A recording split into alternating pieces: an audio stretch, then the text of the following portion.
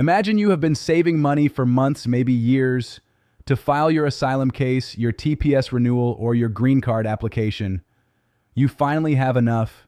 You sit down at your computer, open the SIJS website, and then you see it.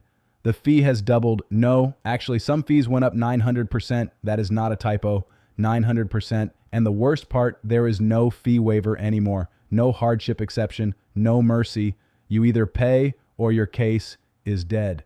On July 4th, 2025, President Donald Trump signed House Resolution 1 into law, the so-called One Big Beautiful Bill Act.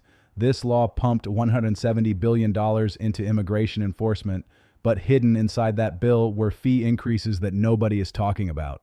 Fees that affect asylum seekers, TPS holders, green card applicants, students, workers, and even tourists. Today I'm going to break down every single new fee, tell you exactly how much you will pay in 2026, and show you what you can do to protect yourself. Stay until the end, because I am also going to share 3 legal strategies that immigration attorneys are quietly recommending right now. Let's get into it. So what exactly is the One Big Beautiful Bill? This is a reconciliation bill, House Resolution 1, that passed the House 218 to 214 and the Senate 51 to 50, with Vice President J.D. Vance casting the tie-breaking vote. President Trump signed it on July 4, 2025, turning it into Public Law 119-21. The bill allocates roughly $170.7 billion for immigration and border security through September 2029. That includes $51.6 billion for wall construction, $45 billion for detention beds, $29.9 billion for ICE enforcement and deportations, and $7.8 billion for Border Patrol agents. But here is the part that directly affects you. To help pay for all of this, the bill created brand new immigration fees and dramatically increased existing ones. These fees are labeled as minimums, meaning USCIS can actually charge even more in the future. And perhaps the most devastating change, the law eliminated fee waivers for almost all of these new charges. If you cannot afford it, there is no form you can fill out, no hardship letter you can write. You pay or you do not file. Let me now walk you through every fee category so you know exactly what has changed. Let's start with the fees that did not exist before. These are applications that used to cost $0. Now they cost real money. Asylum application form I-589. This one hits the hardest. For decades, filing for asylum was free. The logic was simple: people fleeing persecution should not be charged for asking for protection. That is over. The new fee is $100 just to file. But it does not stop there. For every year your case stays pending, you owe another $100. So if your asylum case takes 3 years, which is extremely common, given the backlog, you are looking at $400 minimum. And remember, these fees cannot be waived.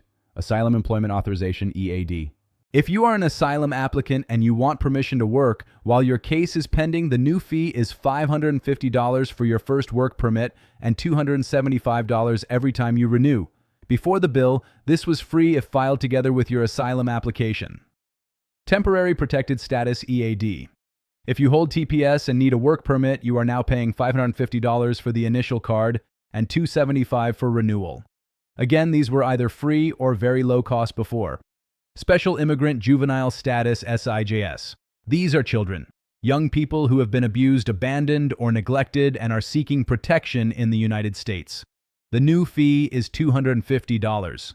Before this bill, the filing fee was $0. Waiver of inadmissibility. If you need a waiver because you have a ground of inadmissibility, maybe you overstayed a visa or had an unlawful entry, the new fee is $1050. This is a brand new charge on top of whatever other fees your case already requires. Now let's talk about the fees that already existed but have been increased so dramatically that they are almost unrecognizable. Temporary Protected Status Registration Form I-821. This is the one that shocked everyone. The old fee was $50. The new fee is $500. That is a 900% increase. TPS holders are some of the most vulnerable people in the immigration system. They come from countries hit by war, earthquakes, and disasters. And now they are being charged 10 times more just to maintain their status. Humanitarian Parole Form Y-131. If you need parole to enter or remain in the United States on humanitarian grounds, the fee jumped from $630 to $1,000. That is a 59% increase. This applies to all types of parole, including parole in place and re-parole. Green card for Asylee's adjustment of status. If you were granted asylum and you are now applying for your green card, the fee went from $1,140 to $1,500. That is a 32% increase. Board of Immigration Appeals Form EOIR 26. This is the fee to appeal your case if an immigration judge denies you. The old fee was $110. The new fee is $900. Let me say that again. It went from $110 to $900. That is a 718% increase. This essentially puts a price tag on justice. If you cannot afford $900, you cannot appeal even if the judge made a clear mistake. Suspension of deportation form. EOIR 40. A new $700 fee now applies to file for suspension of deportation in immigration court. Motion to reopen. Filing a motion to reopen your case now costs $900. Previously, it was a fraction of that amount. Beyond the headline numbers, there are several less publicized fees buried in this law. Visa integrity fee. Every single non-immigrant visa issued by a U.S. embassy or consulate now comes with a mandatory $250 surcharge. This applies to tourist visas, student visas, work visas, everything. The fee is supposedly refundable if you comply with all visa conditions, but the refund process has not been clearly defined. This fee is adjusted yearly for inflation. Form I-94 at land borders. If you enter the United States at a land border and need a paper, I-94, the fee jumped from $6 to $30. If you apply online, it is still free for now, but at the physical port of entry, you are paying 5 times more than before. ESTA fee. The electronic system for travel authorization used by citizens of visa waiver program countries now costs $40. This is the fee just to apply for permission to board a plane to the U.S. EVUS enrollment. If you hold a Chinese passport with a B1 or B2 visa, the electronic visa update system enrollment fee is now $30. ICE apprehension fee. If you are caught entering the U.S. between ports of entry, or if you are arrested by ICE after being ordered removed in absentia, there is now a $5130 fee. Yes, you are being billed for your own arrest. This was originally set at $5,000 and already received a 2.7% inflation adjustment in December 2025. Here is something critical. The bill mandates annual inflation adjustments based on the Consumer Price Index. The first round of adjustments already happened. In November 2025, SIJS, ICE, and CBP all published Federal Register notices applying a 2.7% increase to the new fees effective January 1, 2026 for SIJS fees and December 1, 2025 for ICE fees. This means the fees I just listed are already slightly higher than the original bill amounts, and they will go up again in 2027 and every year after that. The bill set these fees as floors, not ceilings. SIJS has the legal authority to raise them even further without going through the normal rulemaking process. Not everyone is accepting this quietly. In October 2025, a federal court briefly stayed the annual asylum fee after advocacy groups filed a legal challenge. The case known as Asylee v. SIJS argued that the fee collection process was inconsistent and arbitrary. In January 2026, the challengers filed a motion for a temporary restraining order, but on February 2, 2026, the court denied preliminary relief and upheld the government's authority to collect these fees.